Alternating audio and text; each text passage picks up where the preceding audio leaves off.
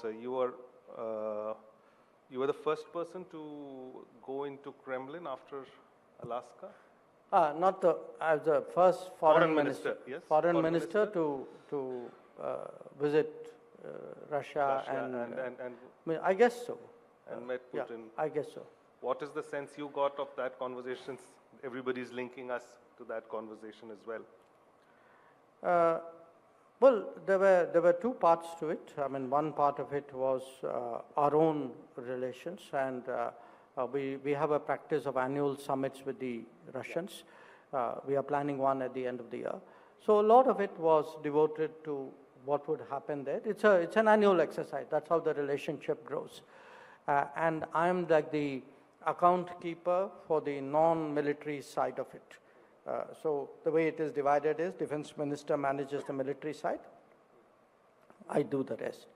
So a lot of it was devoted to what would happen, what's happening in our relationship, where are we going, what will we do, things like that. And there were some good developments. I think our trade has grown a bit. We would like to grow it further. There's been some mobility of people. We would like to see that increase. We want more market access in Russia, things like that.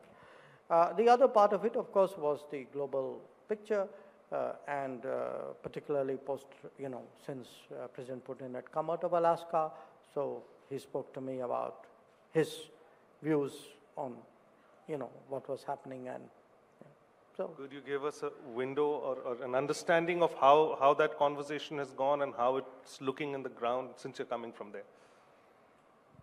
Well, obviously, I'm constrained in many respects in doing that, but I mean, overall, look, where we stand, we've been very clear from the very start that we would like to see an early end to the conflict. We've also taken the view that in any conflict, it's for the parties concerned to sort it out. Okay?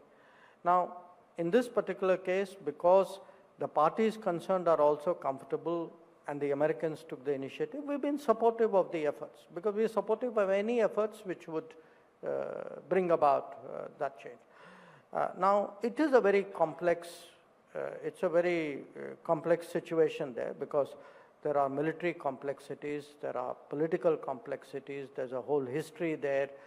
It involves, NATO, European Union. So there are a lot of moving parts there. So it's not as simple as sometimes it appears, in the media. But, overall, as I said, our good wishes are there for an early end to the conflict on terms which obviously the two sides have to settle. Mark the Alaska round as good progress as far as you know?